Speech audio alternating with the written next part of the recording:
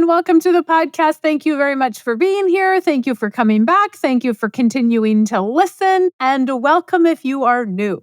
All right, today I want to talk to you about just being real and what to expect and building confidence in your business and all those good things.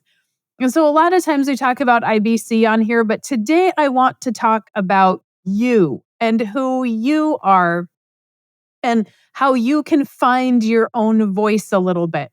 This is the thing that I see with a lot of new business owners that I myself went through, is that we're not as confident when we start out, and we're just a little bit meek about things, and we don't have the vision of what and where we can go with it.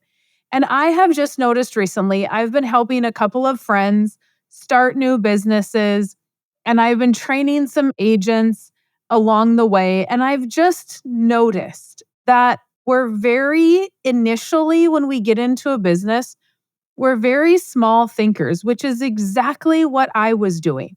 I was thinking, oh my gosh, if I could just sell a couple of policies and teach IBC to a couple of local people, that would be awesome, right? If I could just do this locally. I never thought in a million years that I would be across the United States, that my stuff would be in other countries. Like that just I couldn't even fathom that. And I was very meek and mild. I was terrified to talk to men that were business owners because I didn't have the experience. I thought that they would be mean. And so I would talk to women business owners without a problem, but I was always a little bit concerned about men. Well, as experience has grown, right, as I've talked to more people, I can sometimes come across a little bit cocky because I've got the experience. And cockiness has nothing to do with it. Absolutely nothing. What does have to do with it is I'm just being real and raw. And that is who I am. So you either like me or you don't like me. I'm not here to please people. I've never been a people pleaser. If you ask me to probably do something, I'll do the opposite because I'm ornery. Remember, I am 100% German. So I am just ornery in that sense of things. But I've really just been watching younger business owners, and I have had business owners that have nothing to do with my industry. And I've watched just how they carry themselves and the knowledge they have and their interactions with people. And there's one in particular that her interactions with people are amazing. People just love her the minute that they see her because she's just always smiling and she's always very positive. And people just tend to gravitate to her. But I can see deep down, because she's a young business owner, that she doesn't have the confidence that she should have. She's looking to her husband a lot for confidence. And that is not bad. And I just want to go up to her and say, you have no idea. You don't see what's happening around you. And I personally don't see what's happening around me either. I have had people tell me in the last couple of weeks, they're like, Mary Jo, the change that you make in people's lives is as significant as what Nelson did in your life.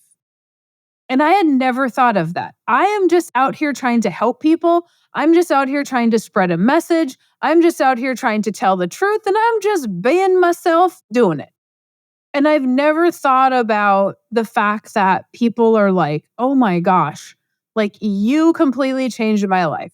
Because we used to say that to Nelson, and he would say, no, I didn't do anything. You did it. You were ready to learn. And the teacher appeared, right? And so I just want to encourage you guys that are young in your businesses to a couple of things. Look at the older people in the business world and don't look at them as being selfish or cocky. But the fact that they know who they are because they've gone through all of those growing pains, but also look and find them as a mentor. What do they see? What can be changed? How can you do things better? Do they see something in you? When you have an older business owner, someone that's a veteran owning a business, and they come up to you and they tell you, hey, you have massive potential, they're not just blowing smoke up your skirt. Okay.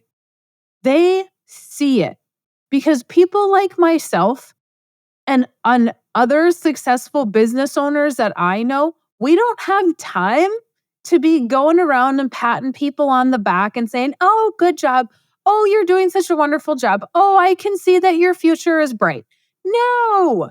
Like I don't have time to do that. If I stop my day to tell you the potential that I can see in you, it's because there's potential there. I'm not doing that because I think that I need to make you feel good. All right. No, I don't. First of all, I don't say anything that I don't mean. I'd never say something just to appease people. No, there are people out there that do that. I do have friends that are very, very successful business owners. And men tend to not ever say that kind of stuff. But women business owners, they will say those things. Some of them may not mean it because they're just the people pleaser type of individuals. For the most part, those are going to be very far and few between. Even the really sweet business owner is going to say something. And I have a friend that has she's probably $1 billion business at this point. She could see that potential in me that I couldn't see. I took it to heart and I made a mental note of it because she was always so encouraging to me. But I didn't ever really recognize how important it was for her being in business as long as she has. Because when you're in business and you get to a certain level, you understand that what it took to get there, you understand that somebody was real about that and they weren't lying. But I want you young business owners, I don't care if you're male or female. I've been talking a lot about female business owners at the moment, but I see it a ton in men as well. And I see it as equally in young men as I do young women. We don't have the confidence that we know what we're talking about. And a lot of that comes with age. Because we're young, people think, what do you know? When I first started, I had a friend's wife yell at me. What do you know about our finances? Don't tell us what to do with our money, blah, blah, blah, right? And I'm over here going, I'm not telling you what to do with your money. I'm just sharing an idea with you. And if you can't accept that idea, then that's on you. That problem is on you, and you emotionally have something going on there. You might want to go to a counselor, is what I wanted to say. Because all I'm doing is sharing. And so when we're younger, it doesn't matter what our business is. It doesn't matter if it's real estate, if it's IBC, if you're trying to build a car wash, I don't care what it is. Somebody is going to say, what do you know because you're young?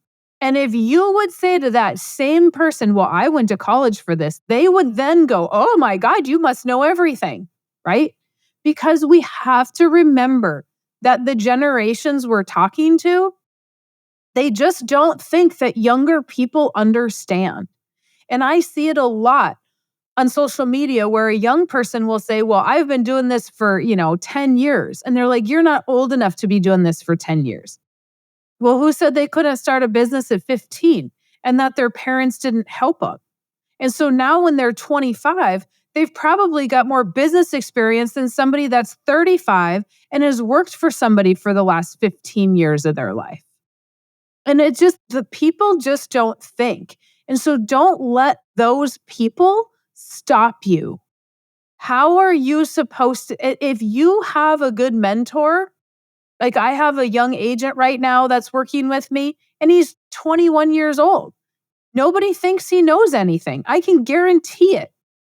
And friends and family are welcoming him, right? But when he gets out past friends and family, it's going to be tough. Very, very tough. And if he doesn't have the confidence and the knowledge to fight back, or to not necessarily fight back, but to make the comments to make them think, then he's just going to get wore down eventually. Do not let somebody else's opinion matter to shut you down, and know and think big. If you can keep going with whatever you're doing, don't find your confidence from somebody else. Know inside that what you're doing, you know what you're doing. Let that confidence show, and don't let it's all about the way you carry yourself. It's about the way you talk to people. So many people, oh, hi, I'm here to, show you whatever. And no, hey, it's me and I'm here to show you blah, blah, blah. And this is why. That you sometimes might have to fake it till you make it kind of mentality. It's because it's really about how we think. And now when people tell me I'm a moron, I don't care. I absolutely don't care. You can go do your thing. I've done my due diligence and I have my belief system. My belief system, that's mine. If you don't want it, you don't have to have it, but it's mine, and you're not going to change what I believe about IBC, about investments, about whatevers, right? No matter what industry you're in, you better be sold on what you are doing, or don't do it. If you can't sell that, if you do not 100% believe in it, then get out and find something else to do, because you're never going to have the confidence, or you're going to be a really good liar. And do you really want to go around lying about things and pretending about things? And then when you quit and you go on to the next thing, nobody's going to believe you because you were just believing this 5 seconds ago, right? And so have a wholehearted belief in it. If you learn something negative about what you're doing, that's different. That means you believed it until X point, and now we have to eat crow and admit that that was wrong. That is also going to give you confidence, and is going to give you, your clients are going to respect you because of that. So just know, all of that being said, that was very wordy, but all of that being said, if you are young, have the confidence to know that your business is great and that you are out there to help people, and be real. Because frankly, nobody wants to do business with somebody fake. So be real about what you're doing, and everything else will come into play. But don't think small. Think about how big and how many people you could actually reach. It's insane. Insane. And if you are looking to somebody else, if you're looking to a spouse or parents or somebody to build you up, that's because you don't have enough confidence in yourself.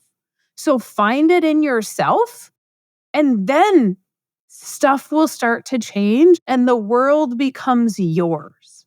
I'm not trying to be a motivational speaker, but I'm not very good at it. So hopefully that helps at least one person. I have no idea why I felt compelled to talk about that today, but I just did. Okay. Let me know if you need anything, MaryJo at withoutthebank.com or themjhotline.com. You can leave a message on there too.